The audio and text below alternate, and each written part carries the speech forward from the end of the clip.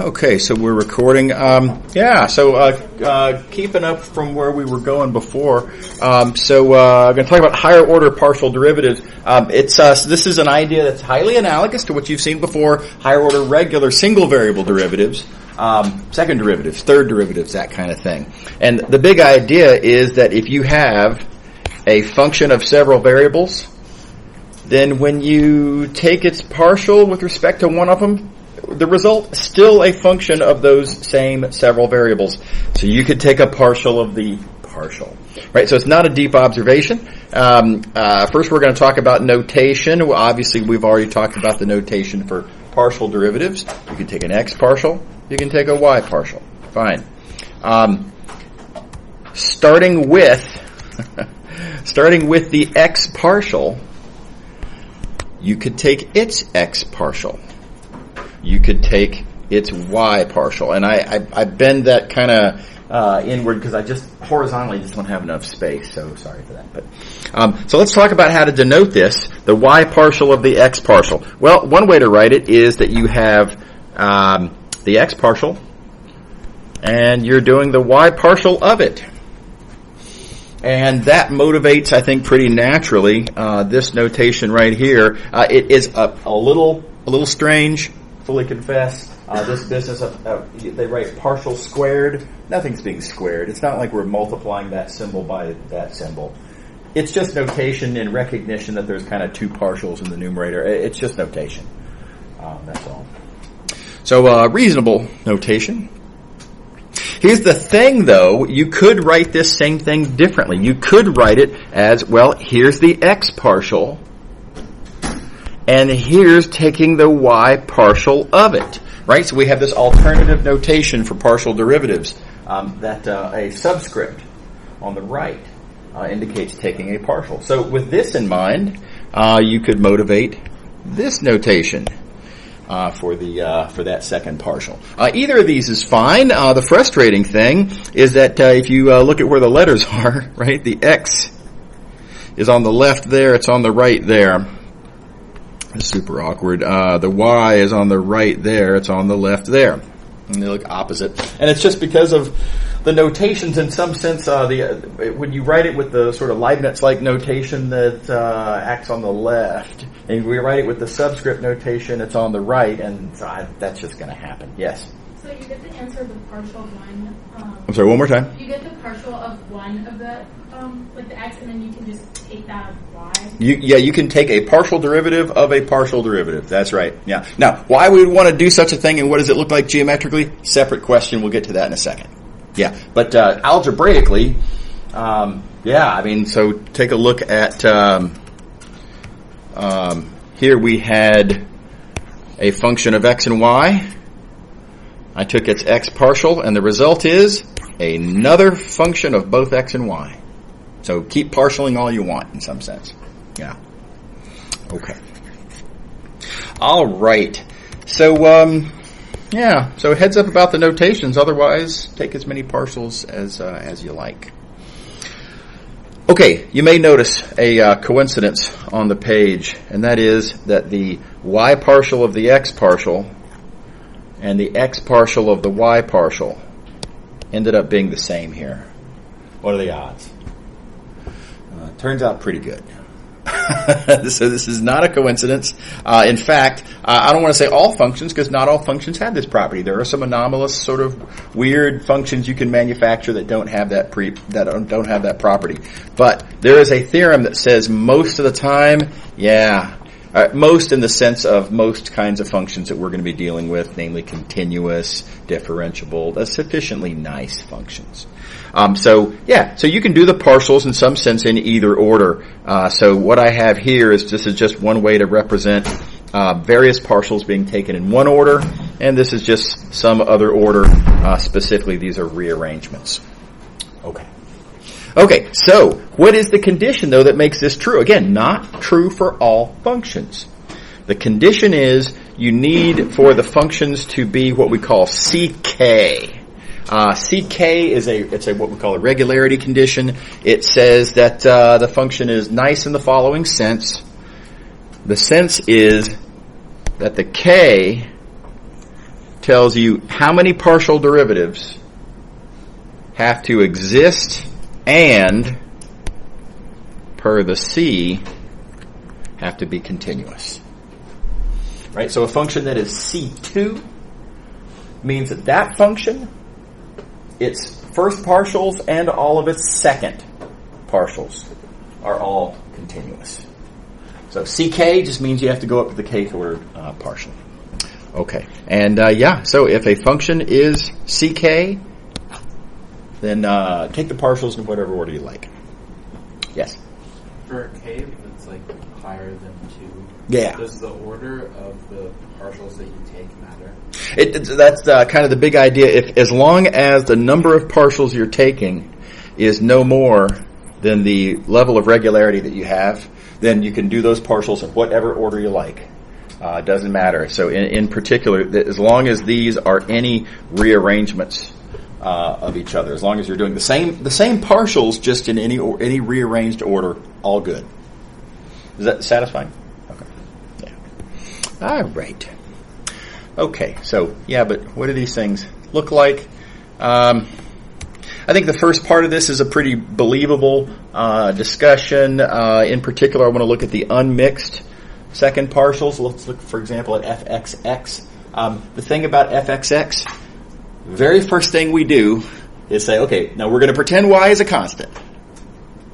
And then after that, well, y is a constant for the whole conversation because we're taking an x partial where y is a constant, and when we're done with that, well, then we're going to take another x partial where y continues to be a constant. So for this entire conversation here, y is just constant. And so you can see that by saying, okay, well, we're just on this plane here, and we're just looking, in other words, at this cross-section. This is the y is a constant cross-section. So geometrically then, what's my interpretation of fxx? Well, we're just taking a second derivative of this cross-section. And we all remember our single variable calculus second derivative. When it's concave down, the second derivative is negative. So geometrically, this is what it looks like to have a negative x second partial.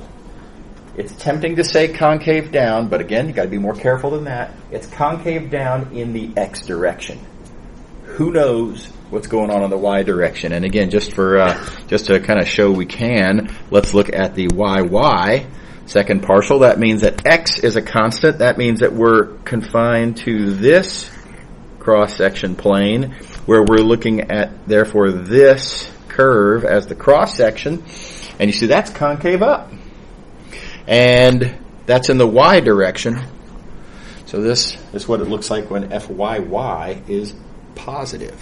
So again, don't look at 1 second partial and infer that you understand concavity in all directions. Certainly not.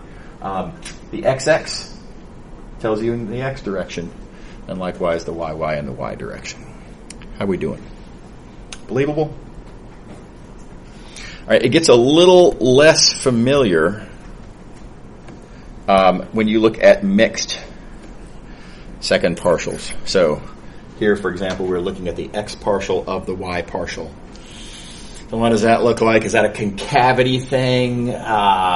If so, in which direction? It's hard to say, right? Because on the one hand, when we're doing the y partial, we're treating x as a constant. But having done that, we're then going to switch gears, treat x as the variable as we take the x partial, at which time we're treating y as a constant. So there's a weird calculation going on here, and frankly, there isn't a particularly good single variable analog of this. So we're in kind of new territory with this. Here's how I want to approach it. We've got two partials that we're taking, and I'm going to interpret them differently. The y partials, slope of the graph. Start off, draw some pictures of that. Let's see, why don't I zoom out so we can see all this? So, for example, at this point right here, y partial says you're going to go in the y direction. As you're going in the y direction, you want to look at the tangent line in that y direction to the graph. By the way, notice I didn't draw the graph. Drawing the graph here would have been yet another thing to make the picture confusing. So I'm not drawing the graph at all, but imagine there being a graph surface for which this is a cross-section in that direction. Right? Okay, just as another example, at that point, in the y direction, maybe there's some tangent line, maybe it's about like that. And then likewise for the rest of these, suppose we have all of them looking in the y direction, mind you. Various cross-section tangent lines that I might draw. So what we have are 5 sort of pictures of possible y partials. Okay. What we want is to talk about the x partial of the y partial. How are we going to visualize this x partial? Very tempting to say, well, let's look at cross sections in the x direction. The problem is we're taking the x partial of this thing. We're not taking the x partial of f. We're taking the x partial of this other thing. This is not a graph of that other thing. So if you want to interpret the x partial in terms of slopes of cross sections, well, I would need a graph of this thing that I don't have a graph of. So you can't. Right? What you can do is interpret the x partial as, well, this thing I'm taking the partial of, whatever it is, how is it changing as I'm moving in the x direction? And I can see that right here on the picture. There's me moving in the x direction. Right? And so as I move in this x direction, well, my y partial, the thing I'm taking the x partial of, here the y partial is very negative. Here it's significantly negative. Here it's slightly negative. Here it's 0. Here it's slightly positive. So as I move in the x direction, as I come out of the screen, right? As I move in the x direction, these y partials are getting larger. They're increasing. Right? Goes from very negative to less negative to positive. So what would I say then about this x partial? The thing, namely y slopes, the thing that I'm taking the x partial of, the thing that I want to know how is it changing as I move in the x direction, well, it's increasing. So that x partial, therefore this mixed partial in this picture here is positive. So this is what a positive, I guess you might call it a xy mixed second partial looks like. How would we describe it? I mean, geometrically, what does this look like? And here's the best I have. Imagine a sheet of rubber. I don't know how to acquire just a sheet of rubber that I can stretch and bend. But if I ever get one, I'll bring it to class. But imagine grabbing it by the corners. Right, I've got a sheet of rubber here. I've grabbed it by the 4 corners. And imagine kind of putting a twist in it, kind of like this. Right? You twist that surface. Then over here on the back, you can see it's kind of doing like this is. And then on the front, as I do that twist, on the front it's doing kind of like what this is. And you can imagine what a twisted sheet of rubber would look like. It would have kind of a twist in it like this, right? So, in fact, it is a twisting of the graph, and the word that we use for that is torsion. It's kind of an arbitrary word. Yeah. I'm kind of confused. Are those 2 lines the same graph? Are the what now? Are the 2 different lines the same graph? The various different green lines that I've got here are y tangent lines to the surface in the y direction at various different points on this surface. Is it all from the same function? These are all tangent lines to the graph of f. Tangent lines to the graph of, that same function f. Even the one like below it? Well, now the blue line is different. The blue line represents, I'm just indicating that I'm moving in the x direction, but as I move in the x direction, as I get to each of these points, the thing I'm keeping track of is not the value of f. The thing I'm keeping track of is what these green slopes are. Okay. Yeah. Does that make sense? Yes. Okay. Cool. Okay, so mixed second partials are measuring a kind of a twisting the surface in a way. And again, there is no good single variable analog of that. It's just there's not enough dimensions in single variable calculus for something like this to happen. Okay. All right, so moving along. Oddly, we're going to jump up into section 3.1 just for a couple of minutes here. 3.1 is going to justify my explaining an idea that I've already actually used once, but I want to use it a lot going forward, and I feel like I should say it precisely before I use it. And in particular, I'm going to need it for late chapter 2.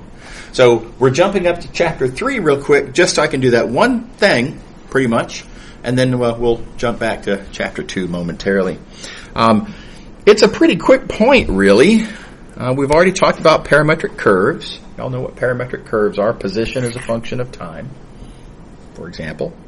And let's talk about the derivative matrix of such a function. Well, there's only one input variable. Input variables correspond to columns in the derivative matrix. So the derivative matrix for this parametric curve is, well, it's a single column.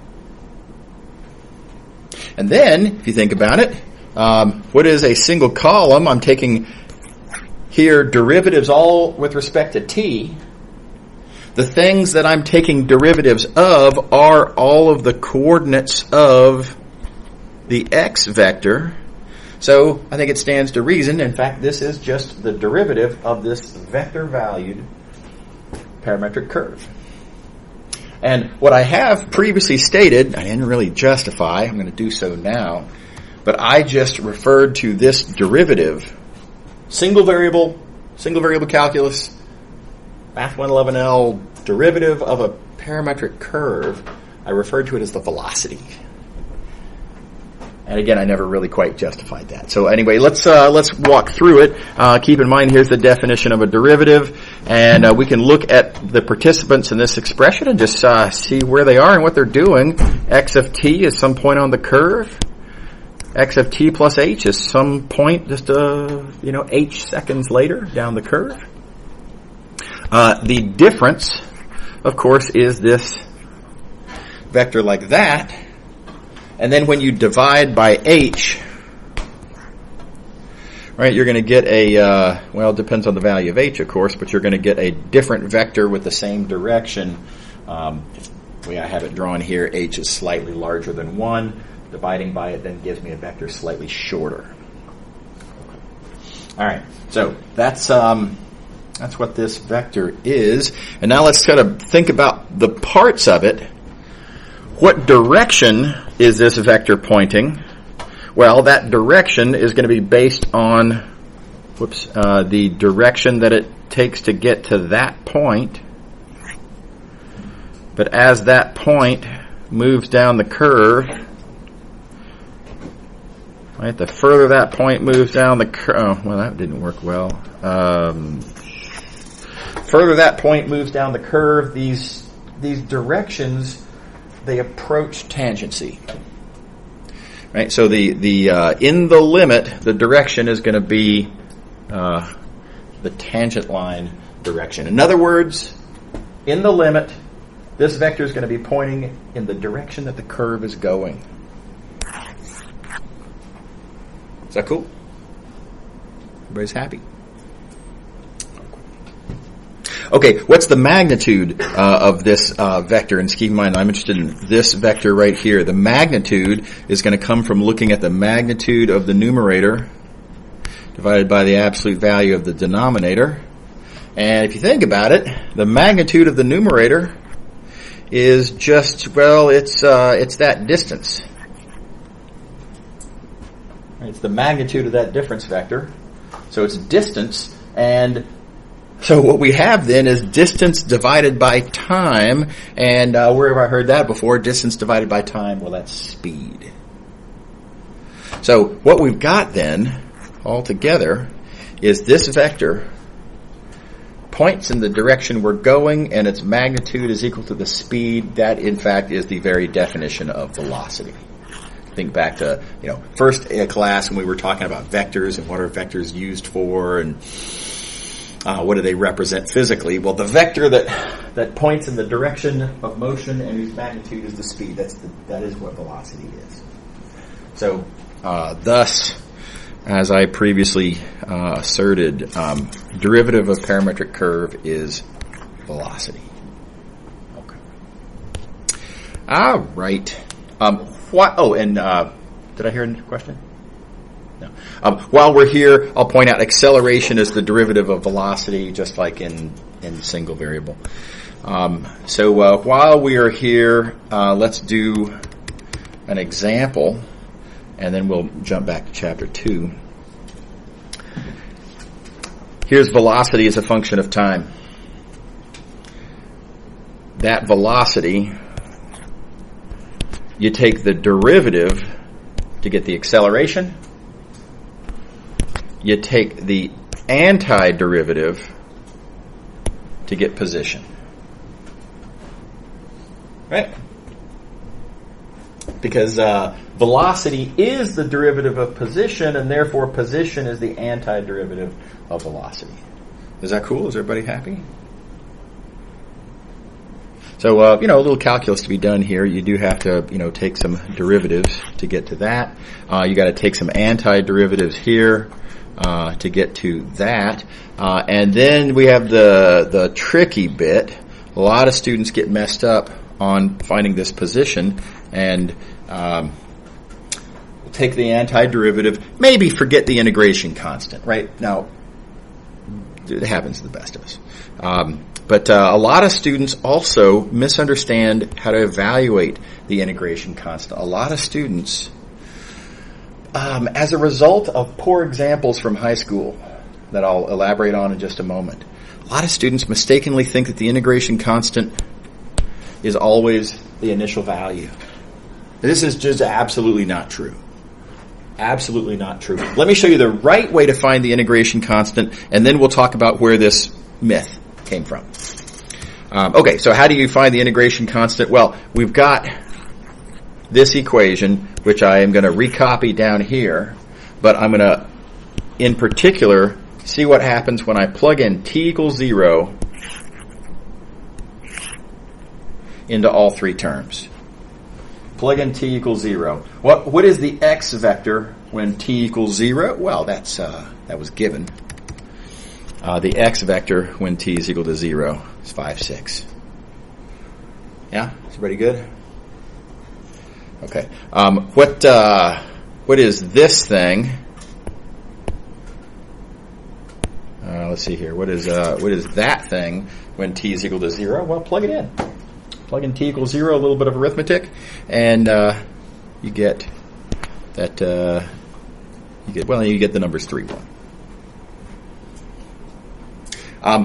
What do we say about C? Well, the whole point to this is that I don't know what C is, and so I can't really do anything to C yet until I realize that, of course, I can solve for C in that equation, and it's 2, 5. And again, you'll notice conspicuously not the same as the initial value. Does everybody see the process? Okay. Now let me tell you where the myth came from. I'm pretty sure this is the case. In a lot of high school classes, just to keep the algebra simple, they'll use polynomials here. And if you think about it, if you have a polynomial, what happens when you take the antiderivative of a polynomial? Well, you get another polynomial, but in particular, you get a polynomial, all of whose terms have factors of t. Right? Your constants go away when you take an antiderivative of a polynomial. All right. So, easy velocity vector chosen by a high school teacher. Take the antiderivative, and you get a polynomial where all the terms have a factor of t. Okay, well then you plug in t equals 0. That whole term goes away every time. Right? And you always get a big bunch of zeros here. And if you get zeros there, then no surprise that in such cases the integration constant coincidentally does happen to be the initial condition. It's purely, though, a coincidence. It's just a coincidence that always happens when you make this simple choice for velocities. So you can see that this would naturally happen disproportionately often, right? But in the real world, it doesn't happen very often at all. So it's a dangerous little bit of mythology. Okay. All right. How are we doing? Is everybody with me?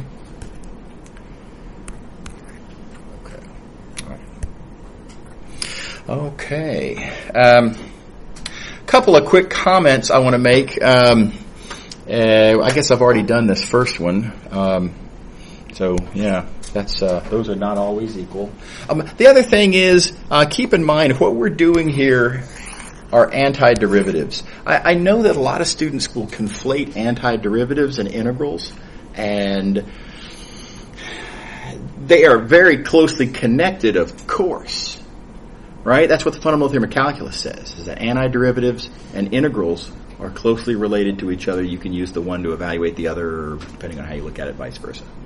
But they're really importantly not the same thing. What we did here to compute the position was this is an antiderivative. It's not an integral. Integrals, we will talk about, and we will talk about integrals. It's going to be a few weeks, I suppose. Well, no, I guess anyway, at least a week. It's going to be a little while. But that's not what we're looking at here. And specifically, now, how do you interpret integrals? Well, again, much to be said. Certainly, though, not area under the curve in this case. It's very tempting. A lot of students will think, well, I did an integral, and integrals are area under the curve, and there's a curve, there's a parametric curve in play. Somehow, maybe this would compute the area under the curve. It just doesn't, right? It's a vector-valued antiderivative. That's all it is. Okay. All right. Okay. Also, I know y'all are keeping track with the content syllabus for the class. And remember, there are some things in some of the sections that we're covering that are excluded material that you're not responsible for, you don't have to worry about, you can just ignore as much as you'd like. And so in particular, and this is noted on the content syllabus, there's a bunch of stuff in 3.1 about Kepler's analysis of planetary motion. And it's pretty cool. It's historically interesting also, but it's not part of Math 219. We just don't have time. There's too much other stuff that's just more important that we need to do. So you can skip the vast majority of that Kepler stuff. But I do need you to know Proposition 1.4 from the book, and that is these rules about how to take derivatives of dot products and cross products of vector-valued functions. They're just product rules, and you can look at them, and they're exactly what you would guess, right? I mean, isn't this what you would probably guess? So it's good news, but anyway, for the record, I do need you to know these things. Okay. All right, so that's 3.1, and now we're going to jump back to 2.5. Spend a little more time in Chapter 2. One thing I'm going to do a lot in this class is segue into multivariable calculus ideas with single variable calculus ideas. And in particular, in order to do so, now on any given single variable calculus topic, there's going to be a bunch of different ways of looking at it. A bunch of different ways to think about it. Take the derivative, for example, single variable derivative. There's a bunch of different ways that you can think about single variable derivatives. What I will typically do is pick a particular point of view, which I am sure you've seen before, but I want to emphasize that it's that particular point of view that's going to generalize. That's going to be the segue, the connection into the multivariable context. So that's what I'm doing here, and I'll be doing that in multiple places throughout the course. So here we go. The point of view I want to take on the derivative here is that the derivative is a relationship between input changes and output changes. Y'all have heard me say this a million times, right? The derivative is a relationship between input changes and output change. Specifically, in this case, it's what I multiply by the input velocity to get the output velocity.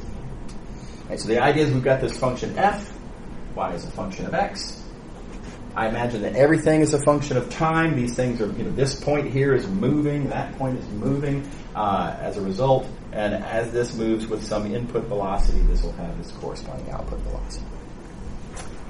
Okay, so this is the point of view I want to take on derivative for the next couple of pages.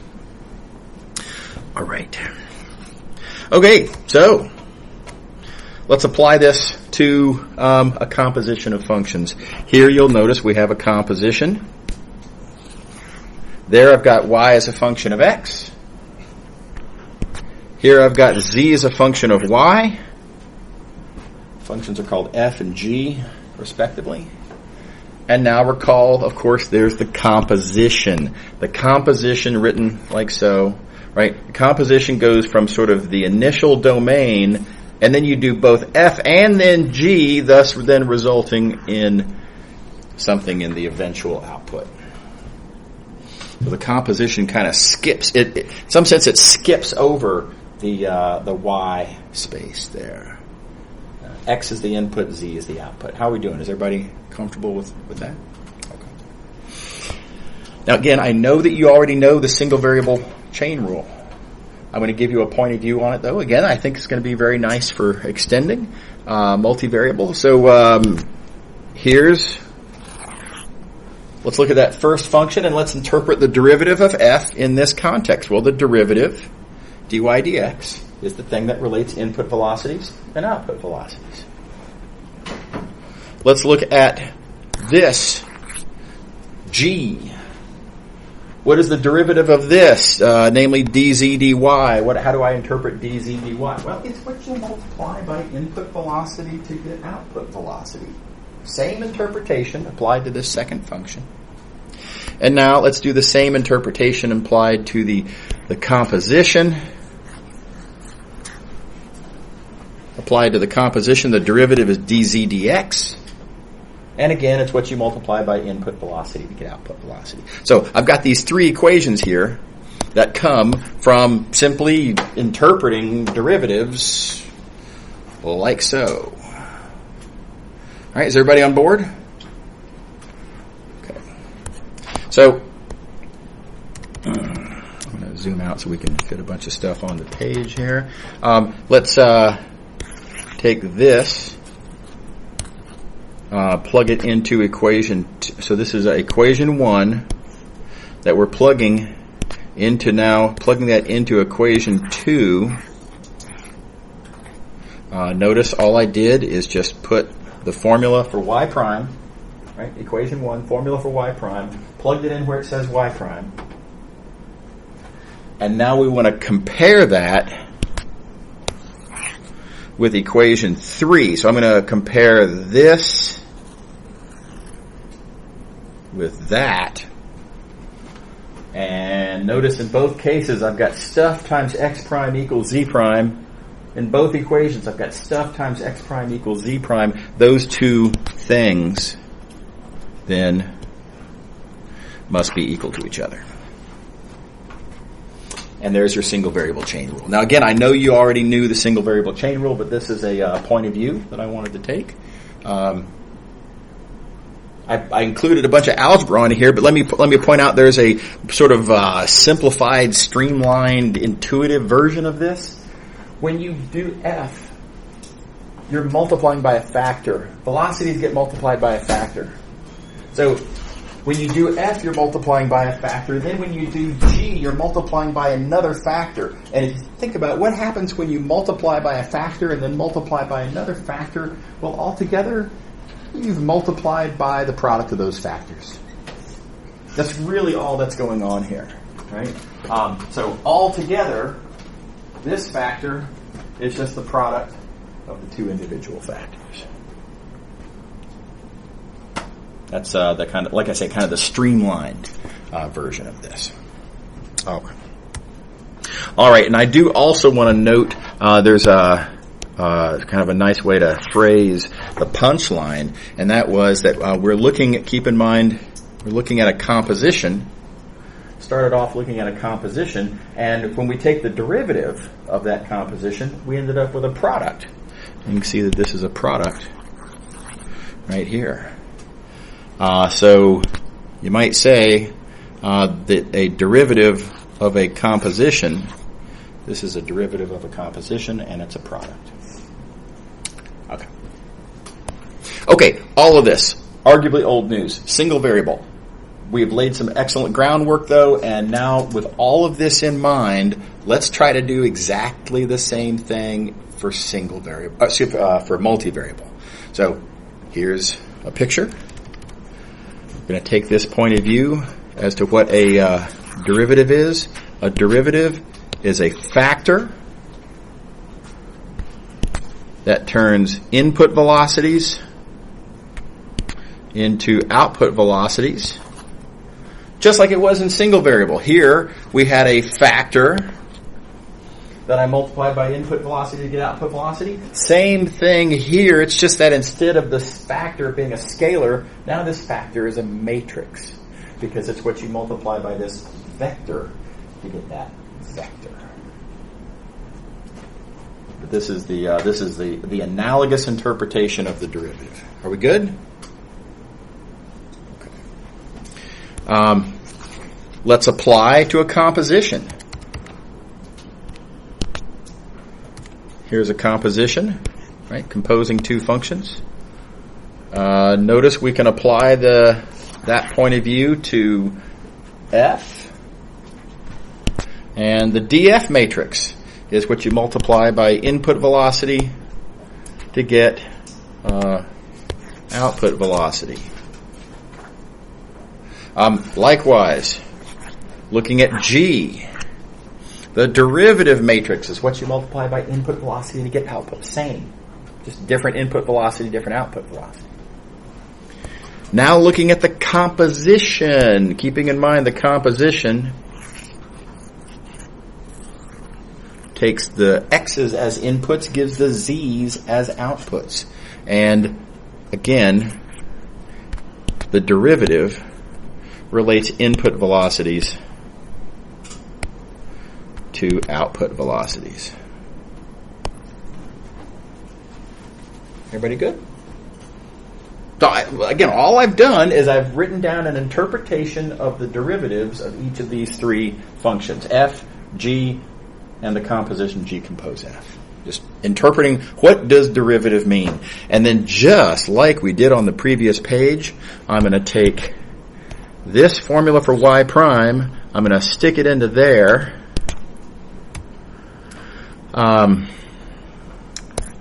Like so, thus turning this into that. So plugging equation 1 into equation 2, turning equation 2 into this. Now comparing equation 2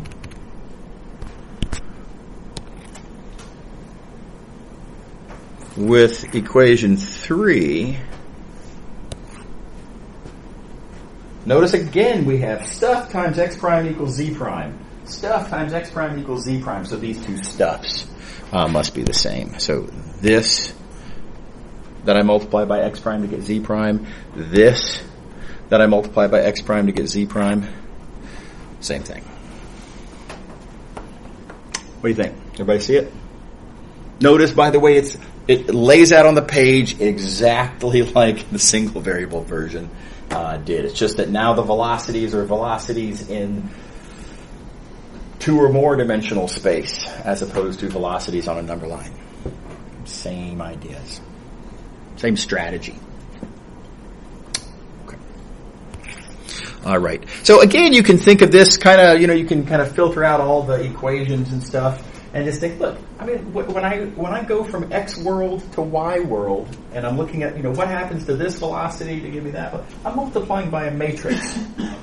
And if you multiply by a matrix, and then whatever you get, you multiply that by a matrix, well, altogether you've multiplied by 2 matrices, right? So altogether, the process of doing the whole is the process of one at a time multiplying by 2 different matrices. So same, like I say, same basic idea.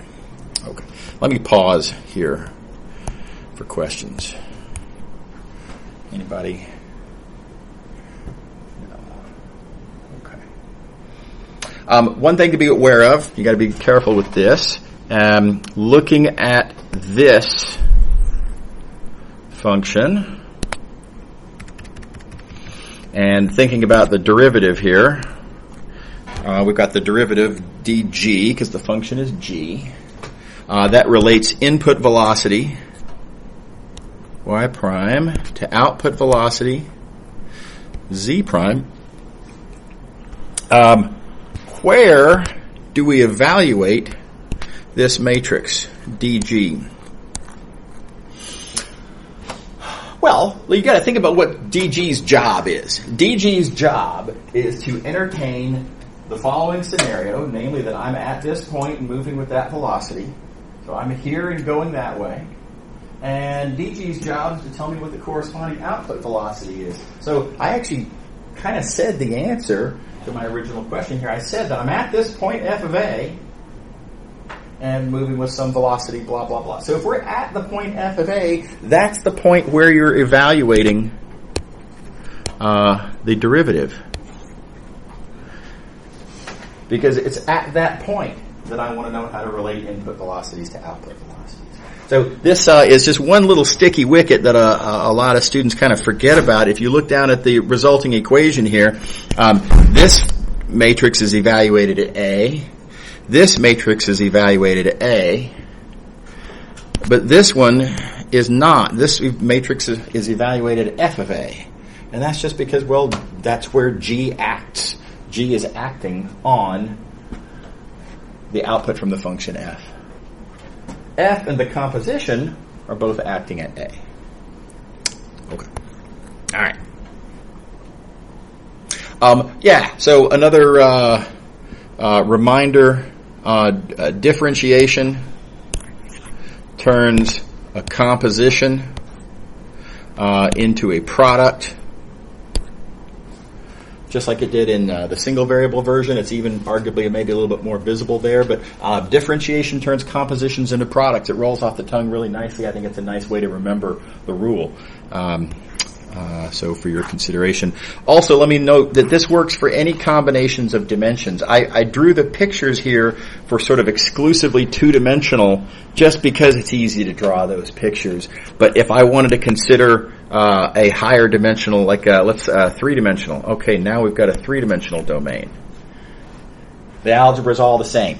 Nothing happens. It's still velocity related to velocity by way of matrix. The matrices are of different shapes, of course. Yeah, absolutely. But we can make this whole question three-dimensional. There. Now we've got three-dimensional picture. The vectors are all related by the same algebra. You get the exact same result. And it works for any dimension at all. Okay. All right. So let's see an example. Here we go. We have a couple of functions, no formulas, but we're given that the y's are functions of the x's and the z's are functions of the y's. So variables set up just like on the previous page. And I'm given various information, and I want to compute the derivative of the composition. So, formula on the previous page.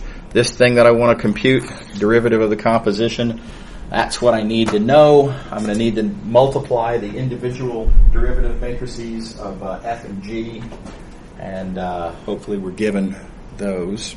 Let's see if we are. Well, let's see. df evaluated at 1, 2. Oh, whoops, I just passed right by it. df evaluated at 1, 2. Boom, given. Sweet. There that is. Everybody good? Okay. dg evaluated at f of 1, 2. Don't immediately see it there. I see dg evaluated at this 0.310 for some reason, but notice 310 is f of 1, 2. So this actually is dg evaluated at f of 1, 2. So that is there. Let's see here. I'll do it like this. There we go. Everybody see what happened there? So, this is, like I said, it's a starter example. Happens to be that everything that we needed in the question to write down the matrix form of the chain rule was given. And so, boom. Now you just multiply these matrices out, and there's, some arithmetic to be done there, but you get this. Okay. Now, there was a second part to the question. Second part to the question says compute that specific partial. We want to compute the partial of Z3 with respect to X1. Okay, so we got to think it through then. Let's see here. How am I going to do that? Okay, yeah. So we want the partial of Z3 with respect to X1. So here's the thing. Z3 is the third output variable. Now think to yourselves, remind yourselves, how are derivative matrices arranged? There's a bunch of partial derivatives in there, but how are they arranged specifically? And remember, output variables correspond to rows. So when we say this is the third output variable, that means that within this matrix, we're going to want to look in the third row, because we're interested in the third output variable. Okay. Now wait a second. Now we're wanting to take the partial with respect to X1. X1 is the first of two input variables. Remember that input variables correspond to columns, right? So therefore I'm going to be looking at the first of the two columns. And the number that I'm looking for then is, well, it's this entry in the first column, third row, and you can see what that is, and it's 3. How are we doing there? Everybody see what happened? Is everybody happy? Okay. All right. So I want to show you a couple of quick special cases. These are, nothing new is going to happen. But I just think it's interesting to see how these special cases kind of look. So starting off with the special case of what if your sort of first space here, the domain of your first function, your composition, what if that has just one variable, right? So it's one-dimensional. T is the only variable. And here's the key observation. Key observation is that means that this first function, we've got position as a function of one variable. That's a parametric curve. Furthermore, seeing as it only has the one input variable, its derivative matrix will only have one column. Namely, its derivative matrix will be the velocity of that parametric curve. But here's the thing. Likewise for the composition, we have y, not x, but y now as a function, again, by way of the composition, as a function of, again, the one variable. That means that what we've got here in the composition is another parametric curve. It's a parametric curve in Rm. One input variable, derivative matrix has one column. Again, that is the derivative of the, what you might call the output parametric curve. So what you've got then, when you have, this is how it works out, when you have just one variable on the far left, what you've got is that the derivative of the second function is just relating the velocity of the input parametric curve with the velocity of the output parametric curve.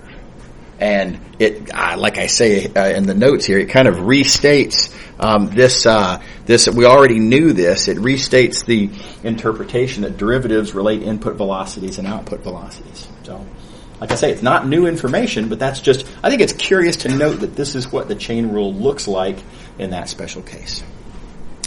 Okay, so super quick example, and I guess we'll have to call it okay. So here's this scenario, and you see I have a function with input and output variables, 2 in, 3 out, and I'm considering everything to be a function of time. So, for example, I've got this particle that's moving. It's sitting at a certain point and moving with a certain velocity. So I'm describing a scenario where I've got a location and a velocity. And well, what does the derivative do? The derivative of f, it relates this given input velocity with the output velocity that I want to compute. So I've got to take my derivative matrix, take the various derivatives, plug in the point in question. That's my derivative. I multiply by my input velocity. My input velocity, dx dt, is given to be 4.3. And keep in mind, my goal is to compute the output velocity. That output velocity is just, well, derivative times input velocity. Arithmetic ensues, and there you go. Okay. Is everybody good so far? So more to say next time. We will pick up here. And y'all have a good Monday. Oh, I guess real quick while I've got you, don't forget we have an exam a week from today. So just a quick reminder on the lecture schedule. And Wednesday's class, the material from Wednesday's class is fair game per the green coloring, right? But notice that Friday's class material, not fair game, it's yellow. The Friday class material will be fair game for the second exam. Have a good day. That's